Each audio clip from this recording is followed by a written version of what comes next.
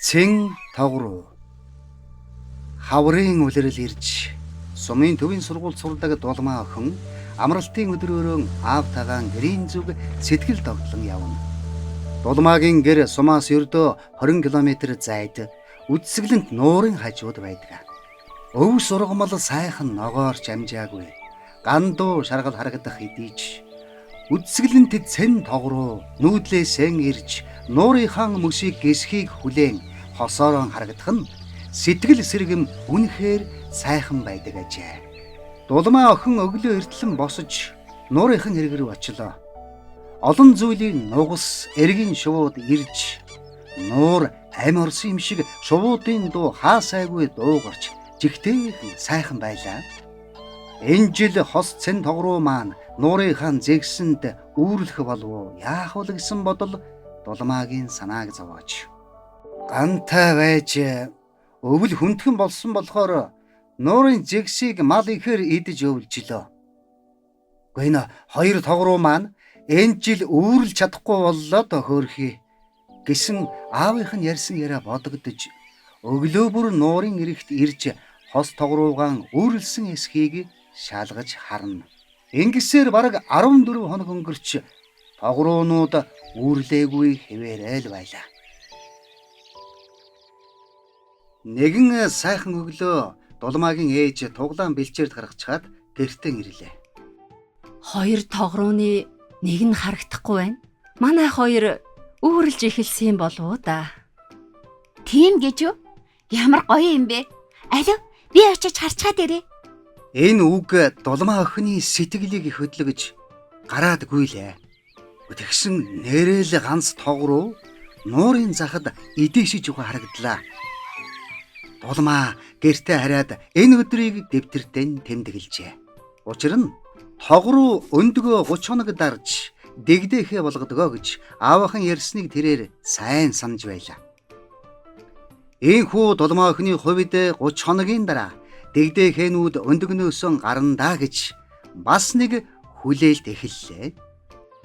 Охин минь шувууд үүрлж өндгөөн дараад эхэлсэн бол зэгс рүү адуу хүрээ хамаагүй оруулж болохгүй. Үүрийн сүйт гэж мэдэн шүү охин минь. За аваа. Би сайтар харнаа. Дулмаагийн аав аймгийн төв рүү орж найз халуунаг нь авч ирлээ. Уулзлаг удсан найзууд бие биенээ харан баярлалтан. Хөөх, ямар олон шууд вэ? Ид хаашаа нисэж байгаа юм болоо? Нүүдлийн шууд өдөр нууранд амраад шөнөөр нүүдлээ үргэлжлүүлдэгэ гэж аав маань хэлсэн. Тийм үү? Сони юм аа. Тэр нуурын захад байгаа шувууг хардаа. Яагаад ганцаараа байгаа юм болоо? Тэр бол цэн тогроо. Манай энэ нуурын зэгсэнд жил бүр үүрлдэг. Нэг нь зэгсэн дунд өндгөө дарж байгаа. Өндгөө дараад 14 хоног байна. Дахиад 16 хоногийн дараа дэгдэхэнүүд гарна. Хөөх, тийм үү? Ямар хөөрхий юм бэ? Харах юмсан. Тийм шүү. Цэн тогроо ихэвчлэн 2 өндөг гаргадаг. Дэгдэхэнүүд нь их өхөөрдөм, эцэг ихээсээ өөр алтан шаргал зүстэй байдаг. Намайг бага байхдаа л ирдэг байсан да. Дулмаа тэр хоёр сонин сайхан ярилцаж гэрийн хаяанд үдэш болтол сууцгаалаа. Дулмаагийн аав дашдурж нуурын захад сэрүүцж байгаа хэсэг адууг холдуулахаар нуурын зүг хөдлөлөө. Учир нь нууранд байх адууны захад хос хошуу галуу 9 нялх дэгдэхэн хамт нэлээд сандарсан байдалтай тайван бос байлаа. Яагад гэвэл тэдний идээшилж амар чивддэг нуурын захад энэ хэсэг адуу өдөржингөн байрлжээ. Галууны гэр бүлийн 5 тухыг алдагдуулж байгааг дулмаагийн аав сайн мэдэх болохоор ийхүү нуурын зүг явсан байна. Дашдорж байгаа нуураас ирээд хоёр тогруу хосоороо нуурын зэгснээс холгүй идээшилж байгаа тухай ярьлаа. Одоо ч өндөгнүүд нь хагарч дэгдэхээ болсон байх учиртай та. Алив, би хараадах. Тийм байна аава. Өндөг хагарах хугацаа болсон байна. Алив, хоёлаа явъя. Халууна. Хөөх, тэгье. Дэгдэхийнүүд байна уу? Энд байхгүй байна.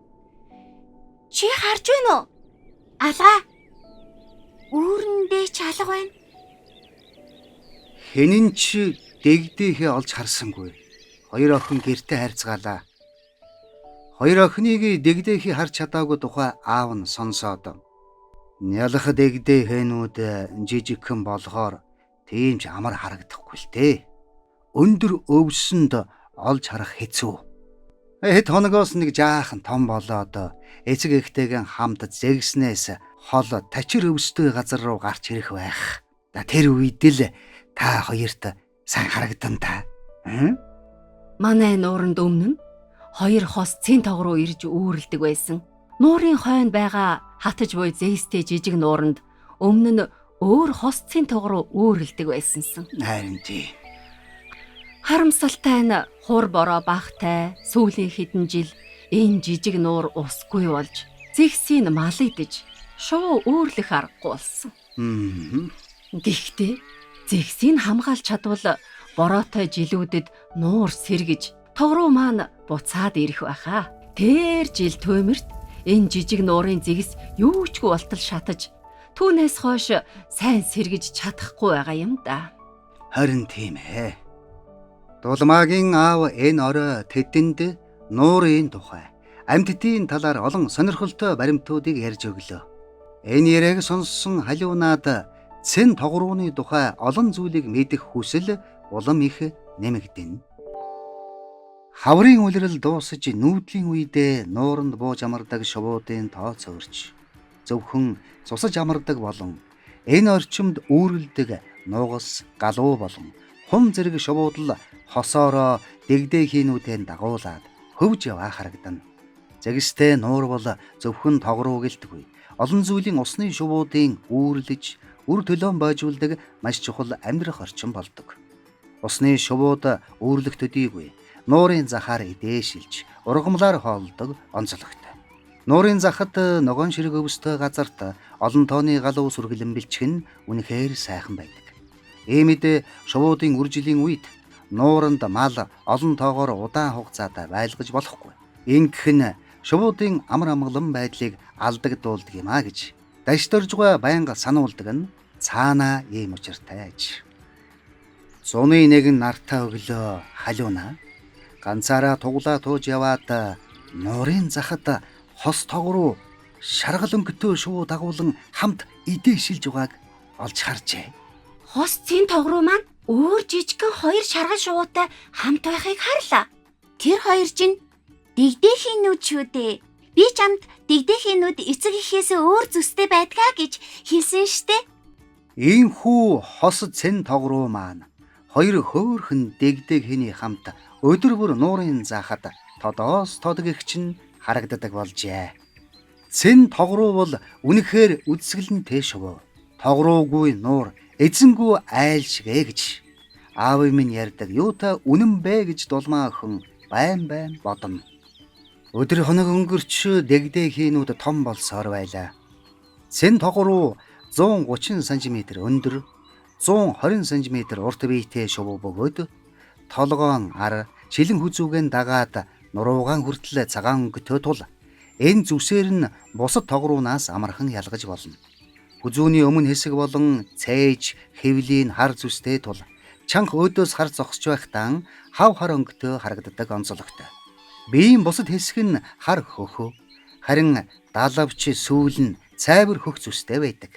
Бусад тог рууны адил улаан нүдтэй бөгөөд нүдэн тойроод том улаан өнгөтэй. Өдөр хоног өнгөрөх тусам тог руунууд нуураас хол идээшгэн их ажиглагдлаа. Учир нь дэгдэхийнүүд том болсон төдийгүй ойр зайд нисэж чаддаг болсон байлаа. Дашдор жаха тог руунууд юугаар хоолдог юм бэ? Байнга л газар тоншиж байх юм.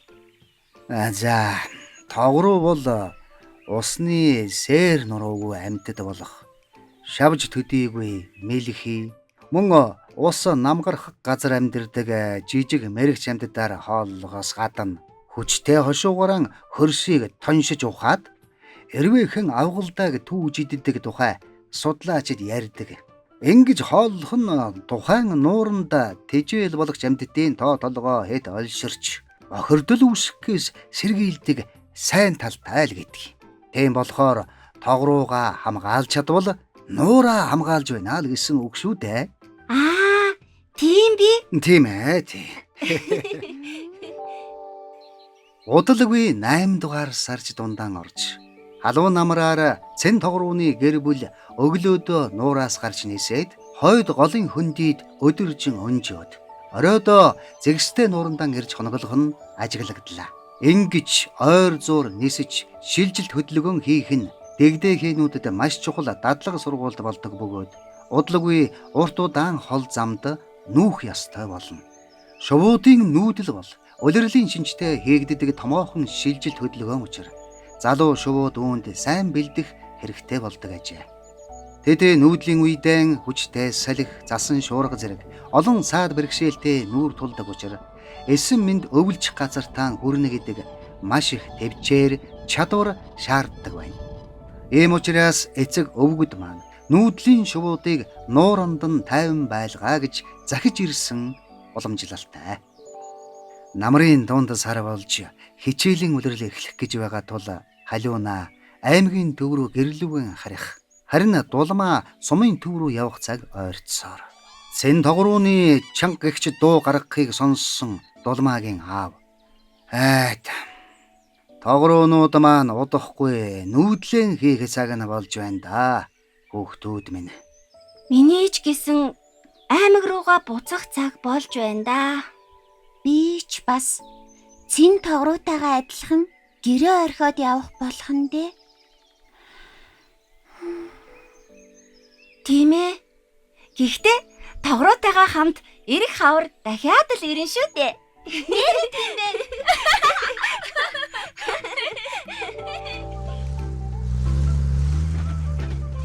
Ава, тэрийг хараач. Юу вэ? Хөөе, тийм байна. Тогруунууд маань нуураа орхиод нүүж байна. Яста гоё. Тийм байна. Дэгдэхэнүүд нь мундаг болжээ. Сайн нисэж байна шүү. Хөрх. Энэ хэд маань алцахгүй хөө. Сайн яваад эрх хавар буцаад ирнэ шүү дээ.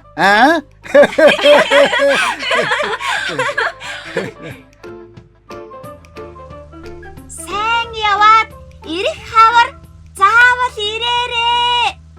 Нуурыг чинь бид хамгаалж байх